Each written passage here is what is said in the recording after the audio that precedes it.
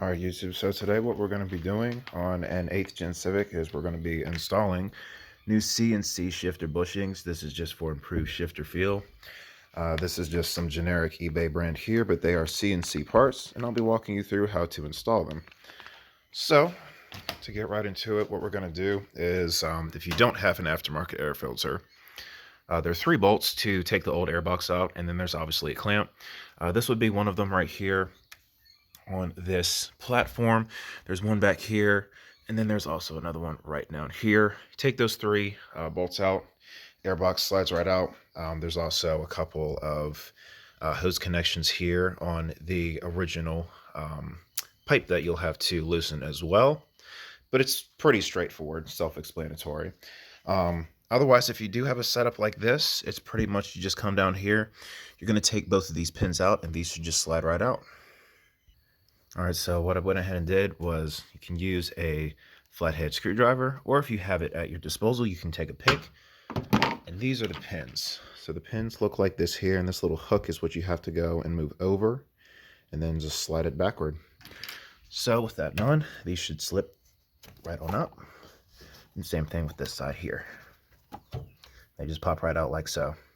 For this here, I did leave the car in neutral. If it's in gear, it honestly shouldn't make too much of a difference because we're just going to be popping these bushings out. But however you want to go about doing it. And then we're pretty much just going to go ahead and pop the old ones out. All right, so these are the old ones that have been taken out. This is what they look like here. And now as far as the new ones, putting those back in. So this is how these are going to be set up. So you have your first one here. And obviously that's where your 2 O-rings are going to go sit inside these little recesses.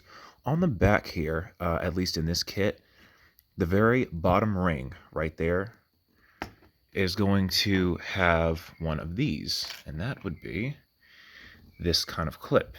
It's a C-clip.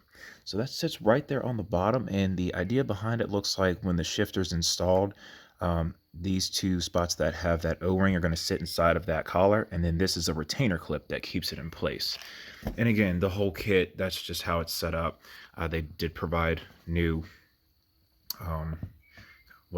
new cotter pins here. So when installing these back in, as with any installation when it comes down to stuff like this, lube is your best friend. Any kind of WD-40 or any kind of non-heavy duty grease, just so that you can put those on the O-rings and then slide them on, just for easier installation. I'm just going to go ahead and get these installed here. And success. So they're on. So a disclaimer, what I had to end up doing for this one here, this is how it looks. So as you can see, there's the clip in the back. You do have to fight it a little bit. That is just, again, personal experience. Both of the O-rings have been used in this here. Now, as for the smaller one, this one here was not really favorable.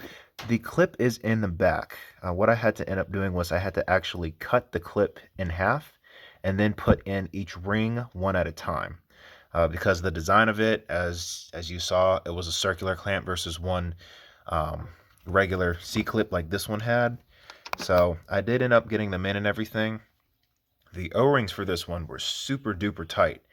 I went ahead and just put in some Teflon tape, and then I'm going to put them in just like so. And it still goes in and everything. This is just, yeah, there you go. So it stays in there and everything, but those O-rings, I went and pressed them in with a pair of channel locks I had, and yeah, it was not wanting to go in. So it fits in there and everything. It's fairly tight. Even without the Teflon tape, that's just because that's just to make up any difference. I'm going to go ahead and slide this back on here. And then you can either choose to use the new pins. What I'm going to do, since my pins are not necessarily trashed, I just like the design of these here, is I'm going to clean this up and reuse my old ones. And there we have everything reinstalled. All the pins are in. Plays very minimal now. It's not really even as bad as it was before. Not that there really was a considerable difference, but we're going to go see how it feels inside of the car. So inside of the car, it's actually a little different. It doesn't have as much slop as before, but It does feel a little more planted. Of course, this is just stationary. This isn't with it driving or anything, but it does feel a more positive when you engage a gear. Reverse is pretty solid there. Part 2 is going to be installing a short throw shifter kit in here, and that'll just be in another video that I make. But I hope that helps if you're trying to install a bushing kit there. That's just a general walkthrough of it. Thanks for watching.